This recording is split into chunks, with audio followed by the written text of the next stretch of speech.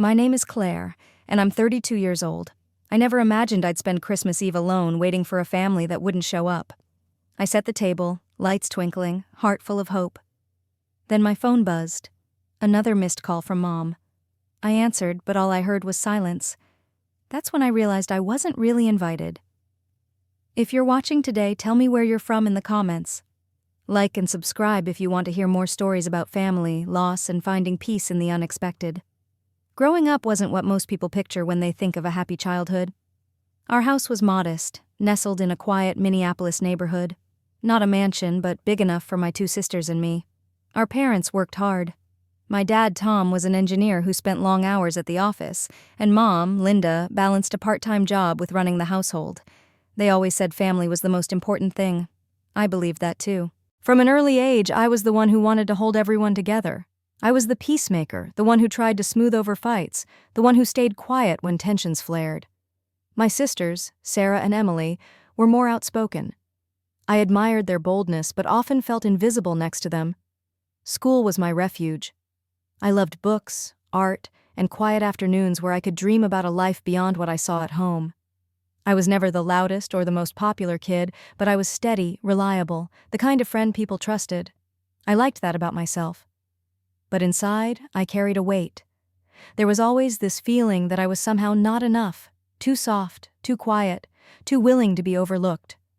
The harder I tried to connect with my family, the more distant they seemed to become. The smiles at the dinner table didn't quite reach their eyes. The words exchanged were polite but empty. It was like living behind a glass wall where I could see them, but they couldn't see me. I remember one winter night vividly. We sat around the fireplace and my dad was unusually quiet. Mom glanced at me and I caught a flash of something. Disappointment, maybe. I wanted to ask what was wrong, but the words stuck in my throat. Instead, I smiled and told a story from school, hoping to lighten the mood. No one laughed. The silence stretched longer than ever. That night, I understood something I hadn't before. Sometimes love doesn't look like what you expect. Sometimes it hides behind walls built by fear, silence, or old wounds. And sometimes the person who loves you the most is the one who never says it out loud. Despite everything, I never stopped hoping. I believed that family meant forgiveness, second chances, and unconditional support. So when Christmas approached, I planned everything down to the last detail. The tablecloth, the candles, the homemade cookies, all with the hope that this year would be different. I wanted to believe that my family would come home, that they'd laugh with me, share stories, maybe even apologize for the distance that had grown between us. But hope is fragile. The moment my phone buzzed with missed calls from Mom and Dad, and the silence hung heavy when I answered, my heart cracked. I realized then that the cracks in our family were deeper than I thought, and that sometimes waiting for people who don't want to come is the hardest kind of loneliness. Still, even in that moment of hurt, I refused to let bitterness take over. I chose to remember the good moments, the warmth of my childhood Christmases, the smell of pine from the tree, the sparkle of my sister's laughter. Because that's what keeps you going. Family dinners were supposed to be a time when walls came down, when laughter filled the room and everyone felt safe. But for me, those moments felt more like walking on thin ice. Every conversation was weighed with what was left unsaid. Every smile seemed to hide a secret or a disappointment. My relationship with my family was complicated. On the surface, we looked like a normal family. We shared meals, exchanged greetings, and marked holidays together. But beneath that surface was a current of cold distance that no one wanted to acknowledge. My mother, Linda, was especially hard to read. She was always composed, almost too perfect, like she was guarding a fortress around herself. She gave affection sparingly, and when she did, it felt like a transaction, love measured, controlled. There were moments I caught her watching me with an expression I couldn't quite place. Pride, perhaps, but more often disappointment. My father, Tom, was quieter but no less distant. He worked long hours and seemed to avoid conflict at all costs. When he was home, he stayed absorbed in his own world, flipping through the newspaper or watching TV. I wanted to believe he cared deeply, but his silence often spoke louder than words. My sisters Sarah and Emily were caught somewhere in between. Sarah was fiery and bold, always speaking her mind, sometimes too bluntly. Emily tried to keep peace but often disappeared into her own life, busy with work and friends. Neither really knew how to reach me, or maybe they didn't try. I craved connection. I wanted to be seen and heard, not just another shadow in the background. I remember one Christmas a few years back when I brought home a small gift for each family member, wrapped carefully with love. I watched their faces as they opened the presents, hoping for a spark of gratitude or surprise. Instead, I got polite nods and quick thanks, like I'd interrupted their busy lives. It stung more than I expected. There were times I asked myself, why do I keep trying? Why do I want to belong so badly to people who make me feel so small? But then I'd remember that family isn't just blood. It's the history we share, the memories we build, the unspoken bonds. And despite everything, I held on to that hope. One afternoon, I found myself sitting in the living room staring at old photo albums. Pictures of birthdays, vacations, and holidays lined the pages. I traced my fingers over the images, smiling faces frozen in time. I thought about how different those moments felt compared to now. The warmth was fading, replaced by distance and silence. I wondered when things started to change. Was it when I became more quiet and withdrawn? Or was it something deeper, something they never wanted to talk about?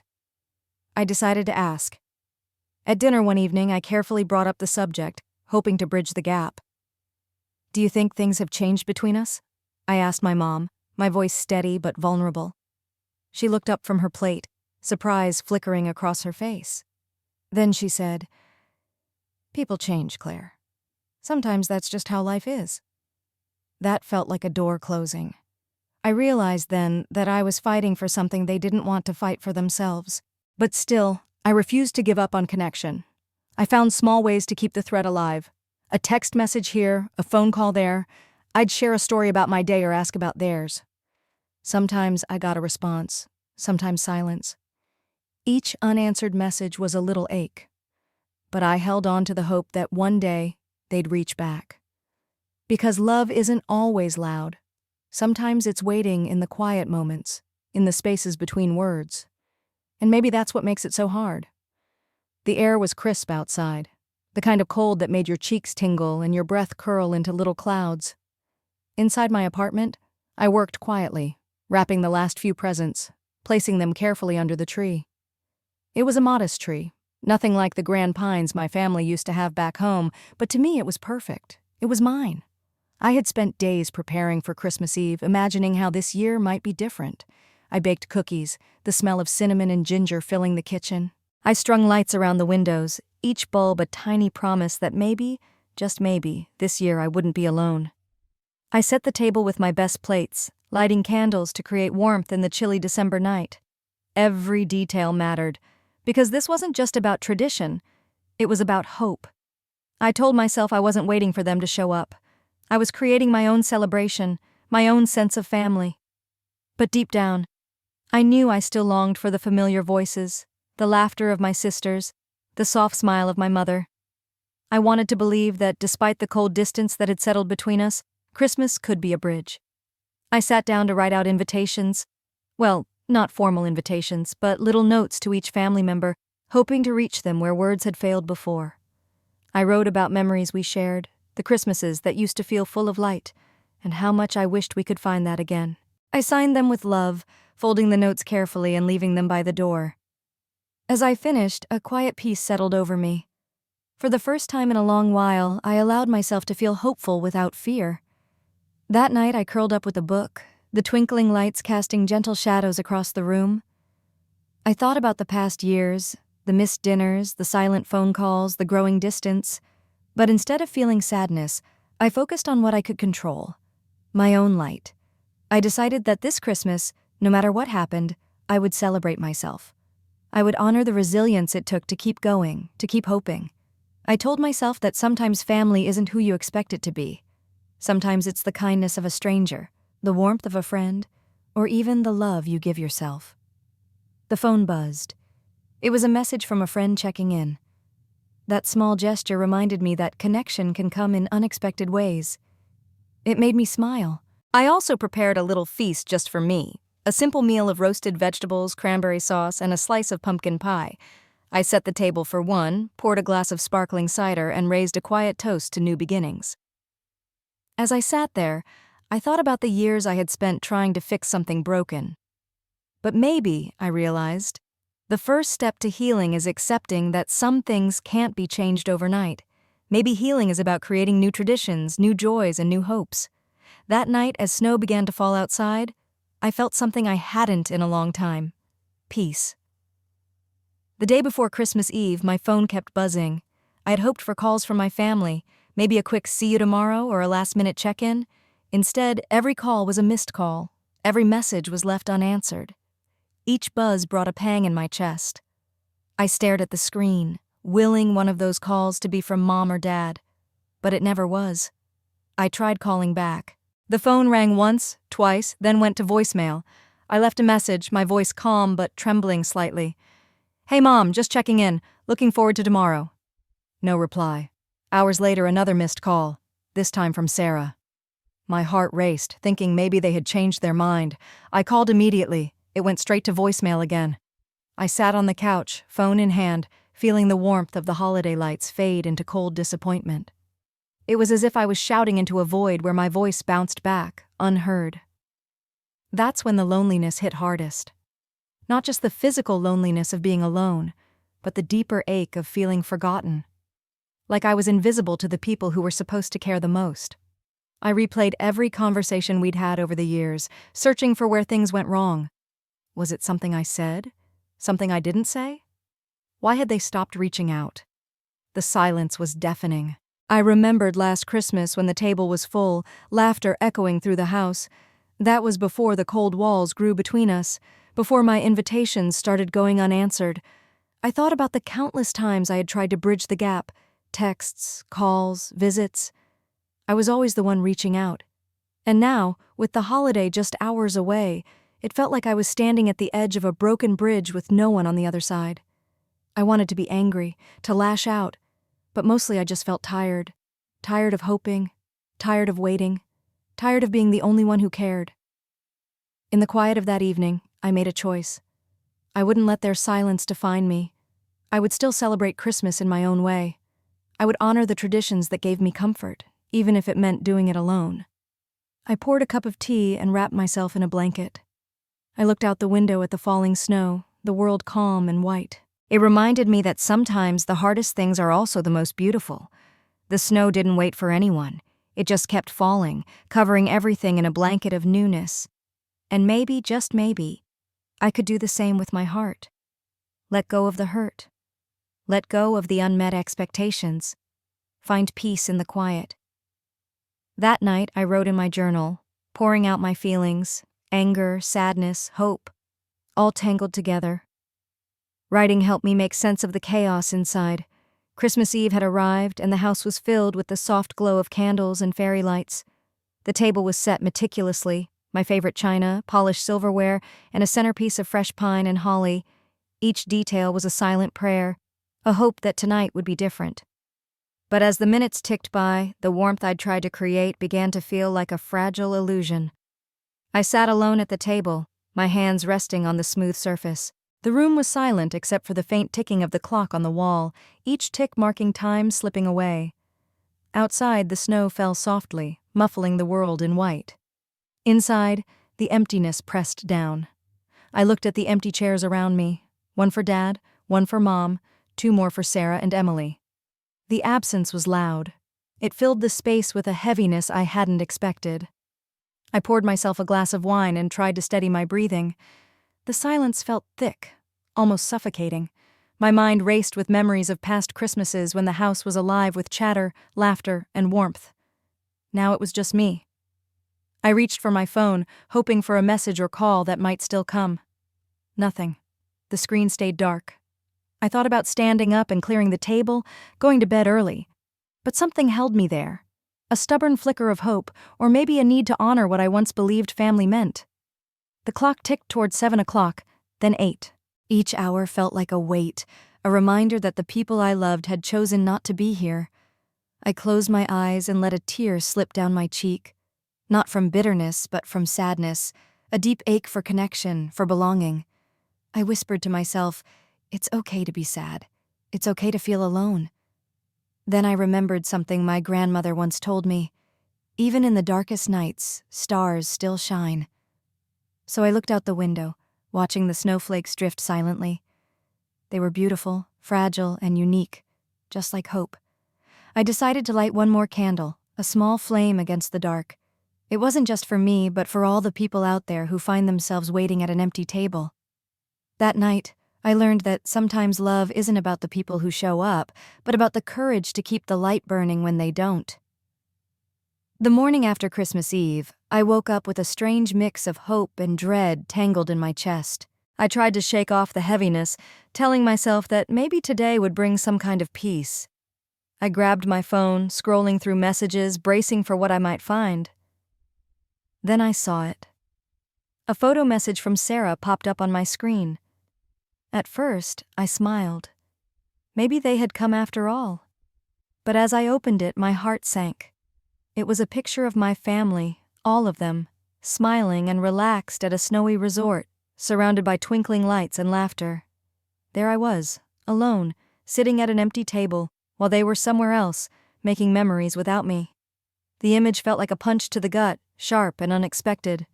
I stared at the photo, unable to move, my mind racing to make sense of the betrayal. Why would they leave me out?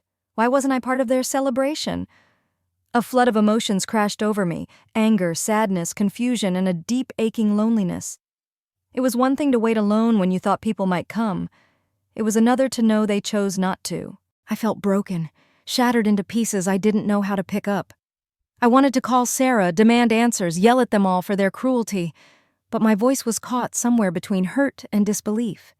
Instead, I stared out the window, watching the snow fall silently as if it could wash away the pain. That day, I learned that sometimes the people who say they love you can hurt you the most. That family isn't always a safe place. That sometimes the people you thought would catch you are the ones who let you fall. But even in that moment of heartbreak, a small voice inside me whispered, "You are more than this pain." I realized that I had a choice. I could let this betrayal define me, or I could choose to rise above it, to find my own family in the people who truly see me, to build a life where I am not a forgotten guest, but a welcome presence. It wouldn't be easy. The wounds were fresh and raw, but I knew I deserved better than silence and exclusion.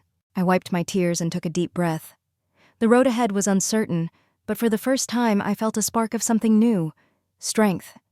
The snow was falling harder now, thick flakes swirling around me as I stepped outside into the cold winter night.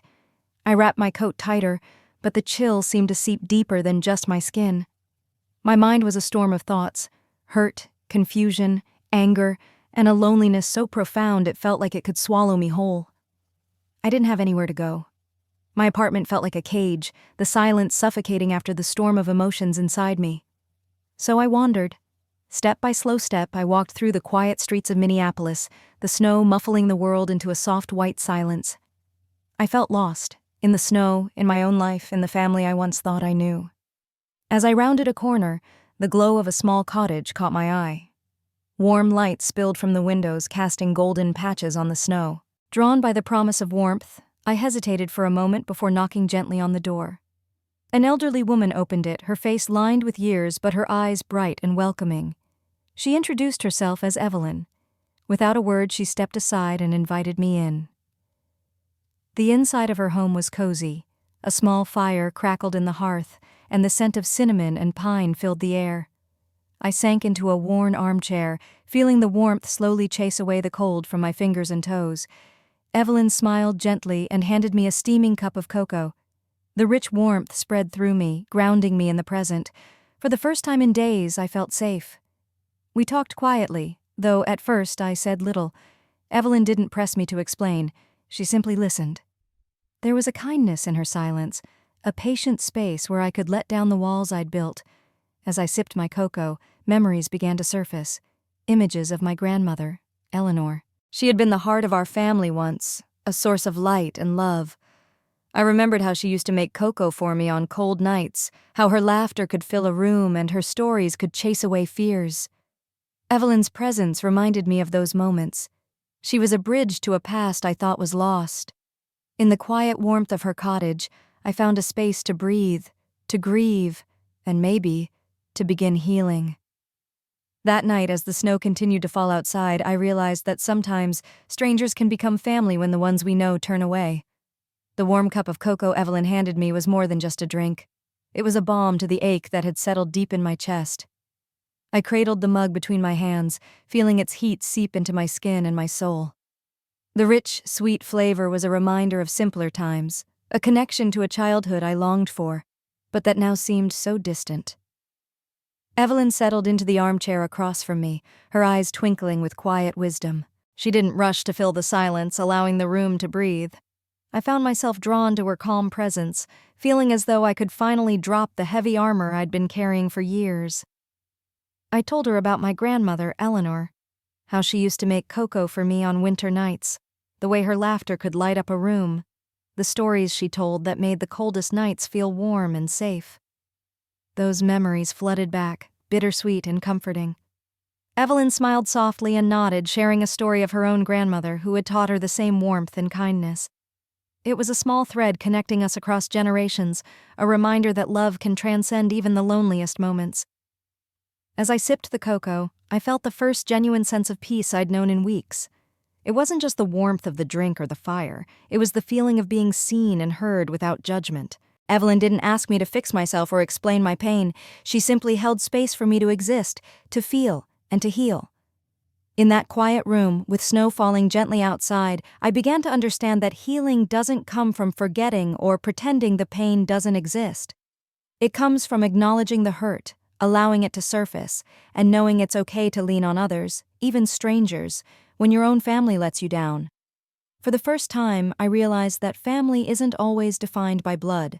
Sometimes family is found in the kindness of strangers, the warmth of unexpected connections, and the shared moments that remind us we are not alone.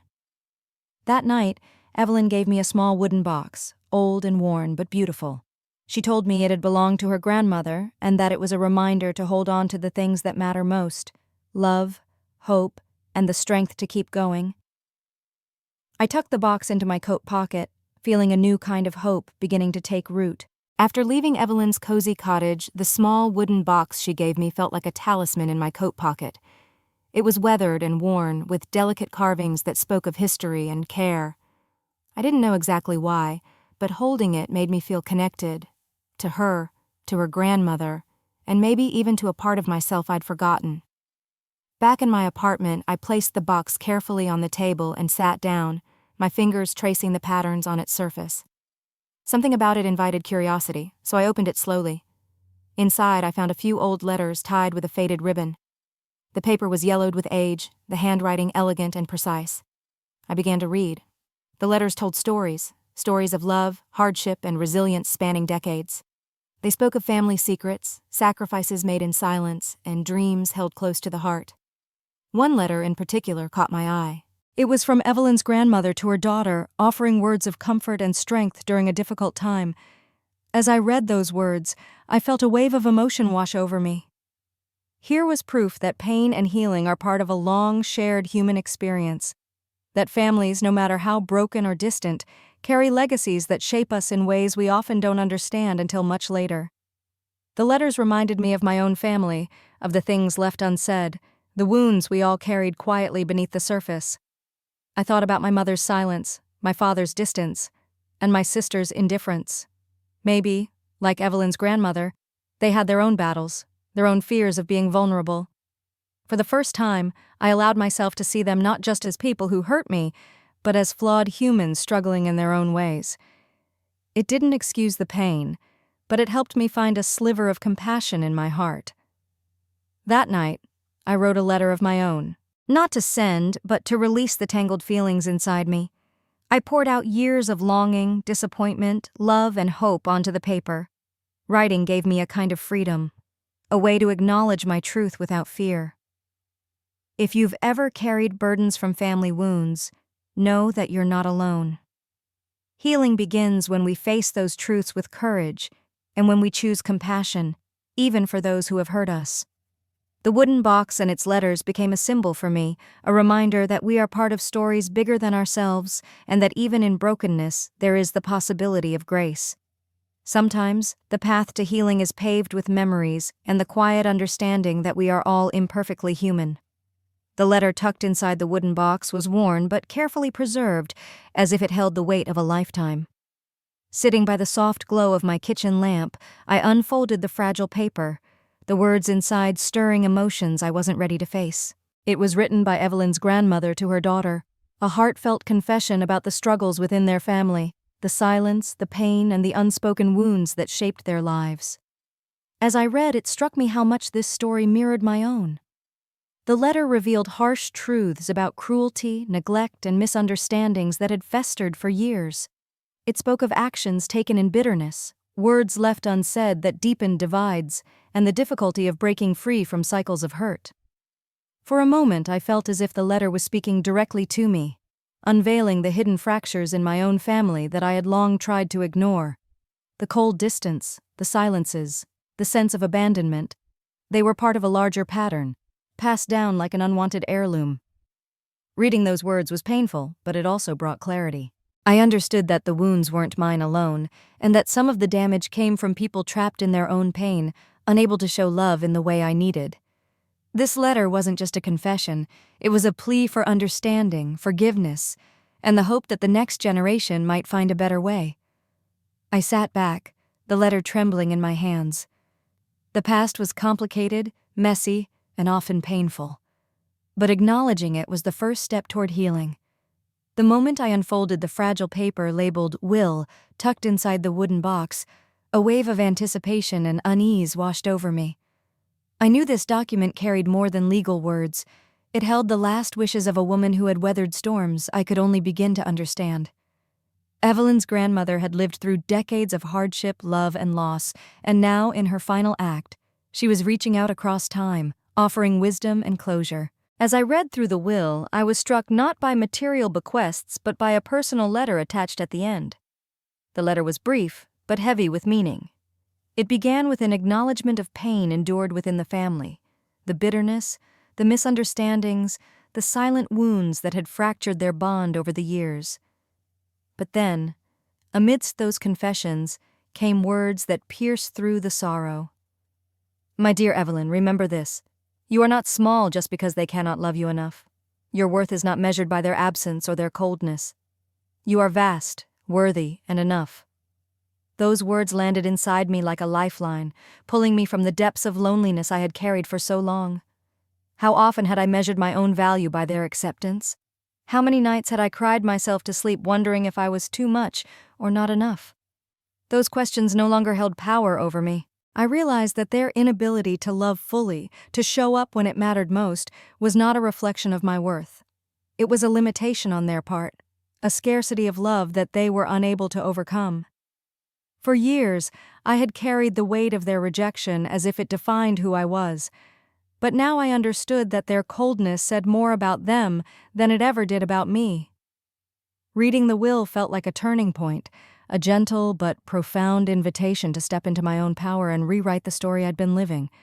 It was permission to let go of the past and to embrace a future where my worth was not contingent on others' approval. In that quiet moment, I made a promise to myself. I would stop chasing their love and instead nurture the love I had for myself.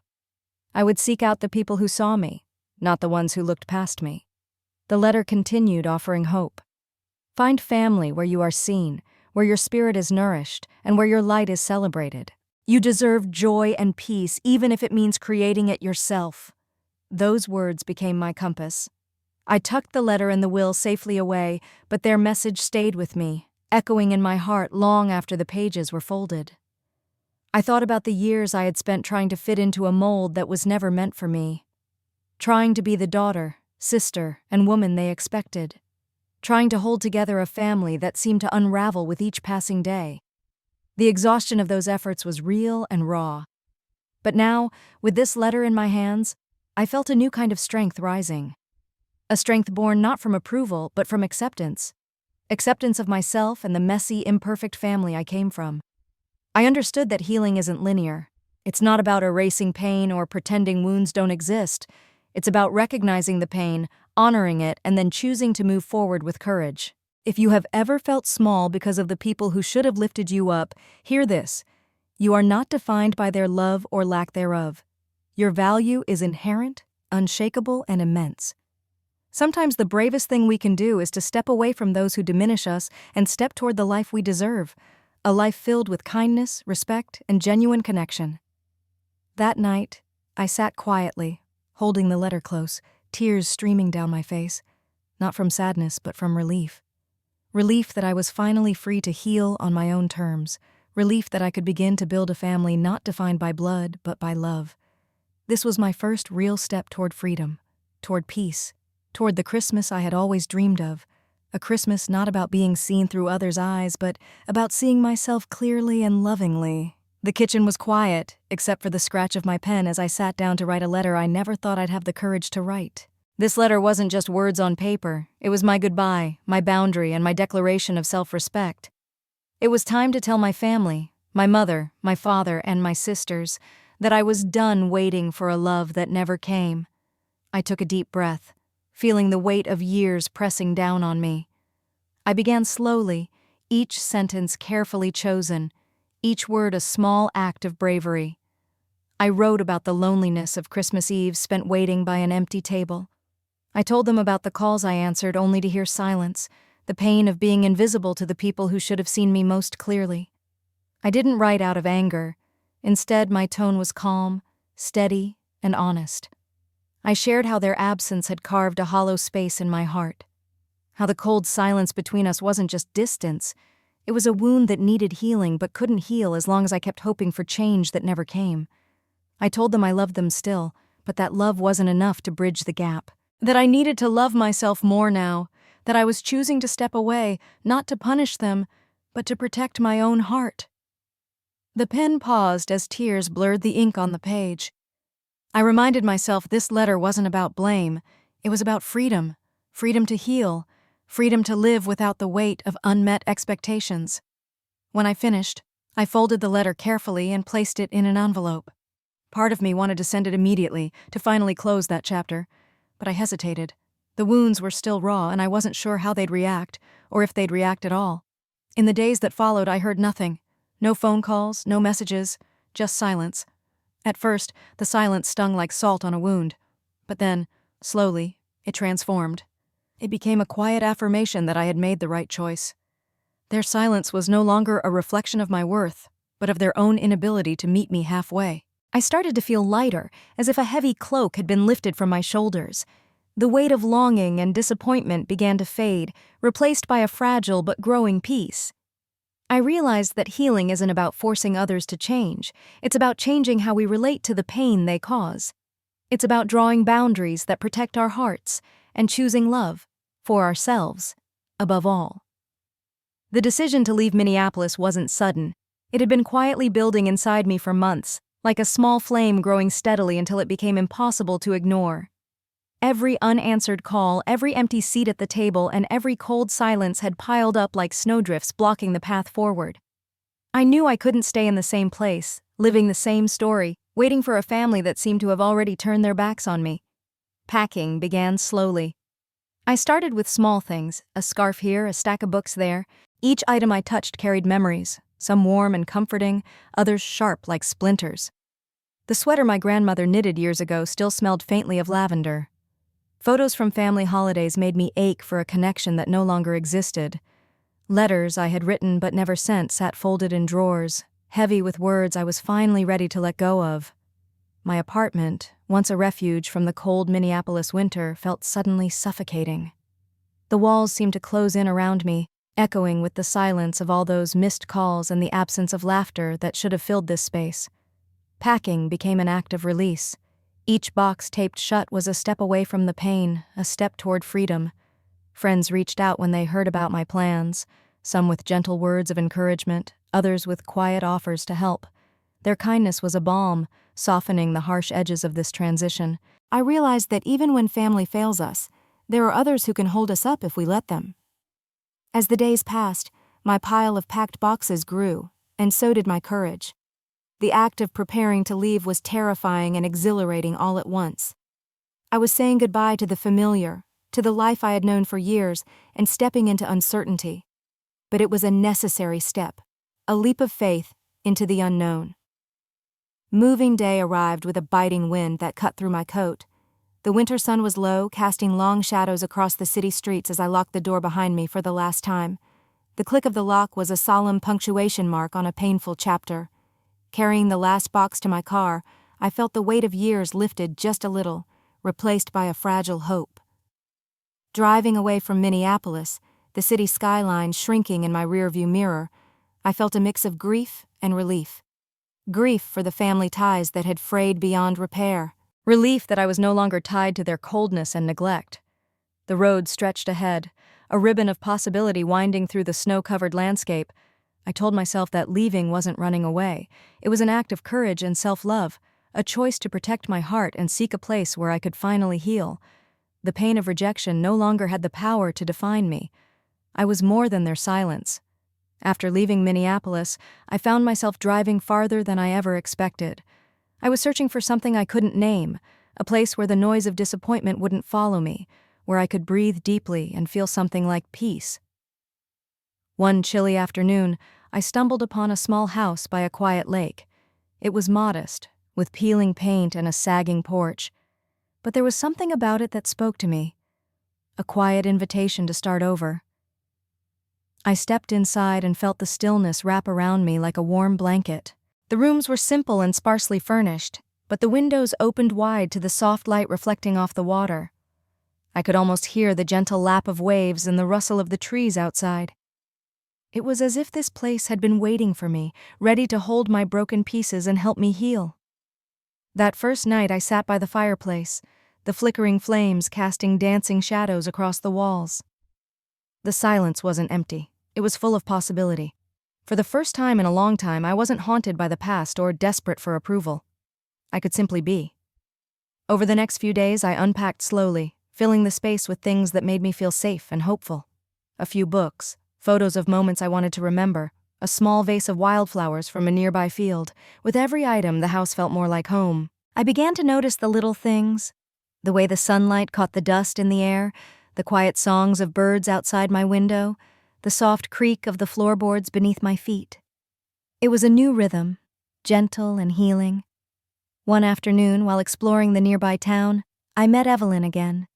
She had become more than just a stranger who offered me cocoa and stories. She was like family, a reminder that connection doesn't always come from blood, but from kindness and presence. Evelyn introduced me to neighbors who welcomed me with open arms, people who shared their stories, their smiles, and their warmth. For the first time, I felt the beginnings of community, a tapestry woven from strangers who cared. Living here wasn't just about finding a roof over my head. It was about reclaiming myself piece by piece. The quiet lake outside my window became a mirror reflecting my own journey, calm on the surface but deep with possibilities beneath. Life in the little lakeside town moved at a pace that felt gentle, even healing.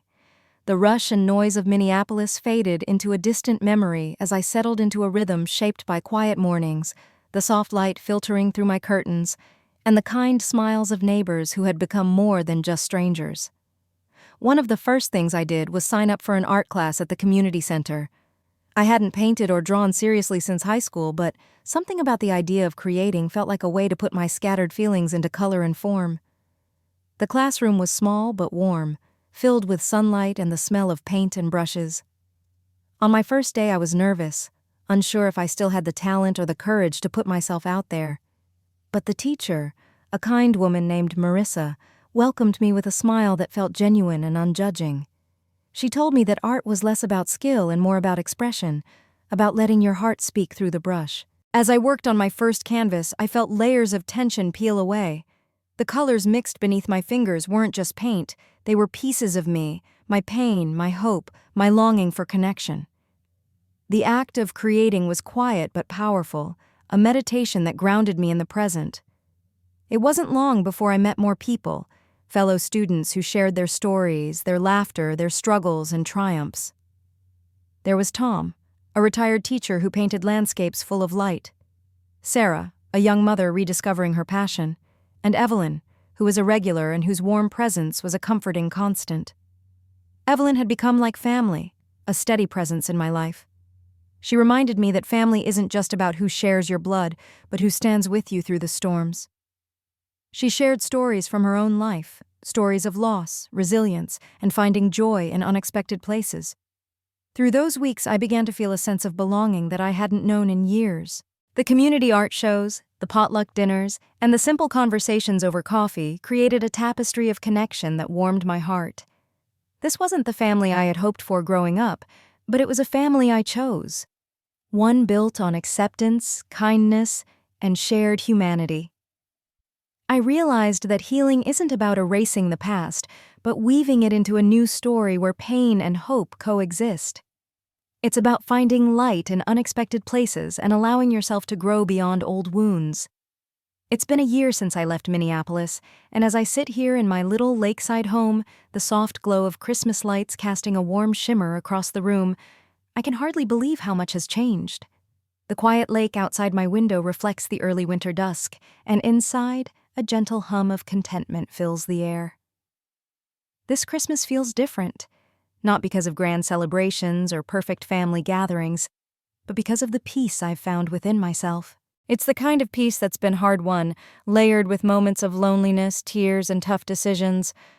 But it's real, and it's mine. Over the past year, this small town has become more than just a place to live. It's become my home.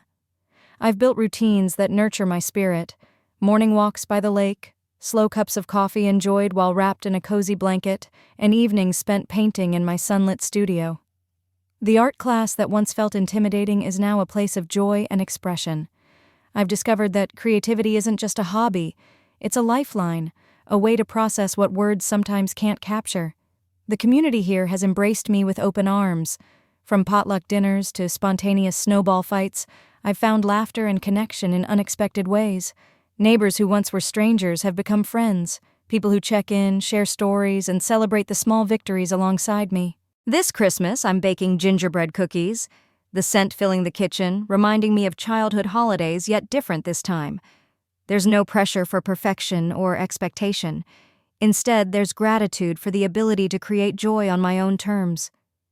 As I decorate the modest tree, I think about the family I left behind, the ones who didn't show up, who turned their backs when I needed them most. The pain of those absences still stings, but it no longer defines me. I've learned that family isn't just about blood ties. It's about those who choose to stand by you. Last week, I received a message from Vivian, my younger sister. "Mom asked if you're coming home for Christmas this year," she wrote. My heart fluttered. Old wounds stirring up questions I thought I had laid to rest. But this time, I didn't rush to respond. I took a deep breath and chose silence. Choosing not to reply wasn't easy. It wasn't about spite or anger, it was about protecting my peace. I've learned that healing isn't about forcing reconciliation on others who may not be ready or willing. It's about honoring my own boundaries and knowing my worth. This new Christmas feels like a turning point. It's the first time I've truly felt free to celebrate in a way that feels authentic to me. No longer waiting for invitations or approval, I'm embracing the family I've found. The friends who have become like siblings, the neighbors who share warmth and kindness, and the quiet moments that fill my heart with hope. Christmas morning arrived with a gentle hush. The snow had fallen overnight, blanketing the world in soft white, muffling the sounds of the outside and creating a quiet sanctuary. I woke slowly, savoring the stillness that felt both unfamiliar and comforting. For the first time in years, I wasn't rushing to prepare for a gathering I wasn't sure would happen. Instead, I moved through the morning wrapped in a sense of calm, grateful for the peace I had carved out for myself. The scent of gingerbread filled the kitchen, mixing with the rich aroma of freshly brewed coffee. Baking had become a new tradition, a way to connect with memories from my childhood without the weight of old expectations. I rolled out the dough, pressing festive cookie cutters into the soft brown canvas, smiling as the shapes took form. The simple act of creating something warm and sweet grounded me in the present. As the cookies baked, I wrapped gifts carefully, not for a large family, but for the close-knit circle I had found here. A small book for Evelyn, who had become like a grandmother to me, filled with stories of hope and healing. A painting for Tom, the retired teacher who had been my steadfast friend through long winter days. Simple tokens, but wrapped with gratitude and love. This was family now, the people who showed up, who cared without condition. It wasn't the family I had imagined growing up, but it was real. It was mine. Around noon, neighbors stopped by, each bringing their own warmth and cheer. We shared stories over mugs of cocoa, laughed at old jokes, and celebrated the simple joy of being together. There was no pressure, no hidden resentments, just genuine connection. One moment stands out clearly, a quiet one, but full of meaning. Evelyn and I sat by the fire watching the flames flicker. She handed me a small box tied with a red ribbon. Inside was a locket, worn and delicate, passed down through her family for generations. "It's yours now," she said softly. "A reminder that you belong somewhere, that you are loved." Tears welled in my eyes. This gift was more than jewelry. It was a symbol of belonging, acceptance, and new beginnings. Later, I received a text from Vivian. "Mom asked if you're coming home next year," it read. I didn't respond. I didn't need to. This time, I knew my boundaries, my worth, and the peace I was protecting. This Christmas wasn't perfect. No holiday ever is, but it was deeply healing. It was about finding joy in the little moments, in the laughter of friends, the warmth of a fire, and the comfort of knowing I was enough. The days after Christmas settled into a calm rhythm. Snowflakes drifted lazily outside my window, each one a quiet reminder that time moves forward, even when our hearts feel stuck. I found comfort in the simple pleasures of my new life, the soft glow of my lamp while painting late into the evening, the hum of friendly conversations at the local cafe, the steady companionship of Evelyn and the others who had become my chosen family. Then, one afternoon, my phone buzzed with a message from Vivian, my younger sister. I stared at the screen for a long moment before opening it. The words were simple but heavy. "Mom asked if you're coming home for Christmas next year." It was a question loaded with unspoken meaning. Was this an olive branch? An attempt to mend what had been broken? Or just another reminder of the distance that still lay between us?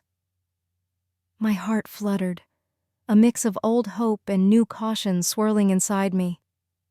I wanted to believe things could change, that maybe the family I had longed for would finally welcome me back.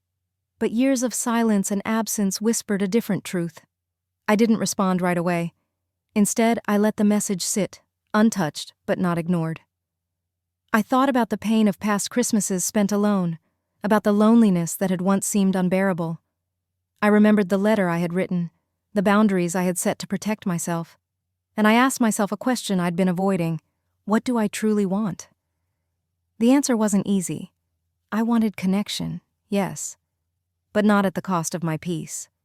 I wanted to be seen and loved for who I am, not as an afterthought or a source of guilt. I wanted a family that chose me, not one I had to chase.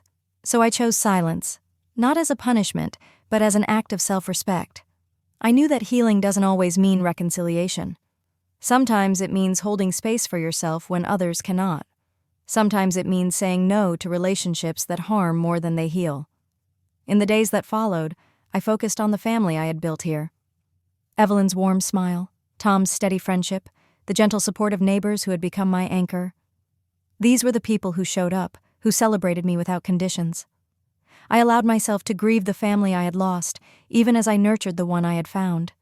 It was a delicate balance, mourning what could have been, while embracing what is. If you've ever faced the painful choice between holding on and letting go, know that it's okay to prioritize your well-being. It's okay to choose peace over pain, to protect your heart, even when it means stepping back. This journey has taught me that family isn't just about blood. It's about love, respect, and mutual care. It's about those who lift you up, not tear you down. As winter deepened, I felt a growing sense of clarity. My worth was not tied to my family's acceptance. I was enough, whole and deserving, just as I was. That realization was a turning point, a quiet but powerful shift in how I saw myself and my place in the world. The fire crackled softly as I settled into the worn armchair by the hearth. The room was bathed in a warm amber glow, shadows dancing gently across the walls. Outside, snow fell quietly, blanketing the world in silence. It was a peaceful night, the kind of night that invites reflection and honesty. I found myself looking into the flames, not just watching their flicker, but seeing my own journey reflected back. A path marked by pain, loss, but also resilience and hope. It's been a long road. For years, I chased the warmth of a family that never truly embraced me. I waited by empty tables, answered silent calls, and carried the heavy burden of feeling invisible. But tonight, in this quiet space, I realized that healing doesn't mean forgetting or pretending everything is okay. Healing means accepting the truth, embracing the pain and the growth it brings. I've learned that letting go is not giving up. It's a courageous choice to free yourself from the chains of past hurt. It's choosing peace over resentment, love over bitterness. Writing the letter to my family was the first step, a declaration of boundaries and self-worth. Leaving Minneapolis was the next, a physical and emotional act of reclaiming my life. Finding this little home by the lake, building a community of chosen family through art and friendship, and learning to love myself in the process, each was a step toward freedom. But healing isn't linear. Some days are harder than others. Memories surface unexpectedly. The ache of longing returns in quiet moments. Yet, even in those moments, I remind myself that I am not alone, that my worth isn't defined by others' acceptance or rejection. Sitting here, I think about the message from Vivian, the question of returning home for Christmas. Choosing silence was one of the hardest decisions I've made, but it was necessary. Sometimes, self-respect means holding space for yourself, even when it means stepping away from those you love. I want anyone listening to know that your feelings are valid, your pain is real, but so is your strength. You have the power to choose your path, to seek healing in ways that honor your heart. This journey has taught me that family is not just about blood ties. It's about love, respect, and mutual care. It's about the people who choose to be present in your life, who support you unconditionally. As the fire flickers, I feel a deep sense of gratitude. For the pain that shaped me, for the love I've found, and for the hope that guides me forward. The days grew shorter and the nights longer as winter wrapped its quiet arms around the little lakeside town I now called home. Each evening, I would light a fire in the hearth and settle into my favorite chair, the one that felt worn and familiar, like an old friend. It was in these moments of solitude that I found space to breathe, to reflect, and to heal. This journey of letting go has been the hardest and most rewarding path I have ever walked. There were days when the weight of loneliness pressed heavily on my chest, when the silence felt like a reminder of all I had lost.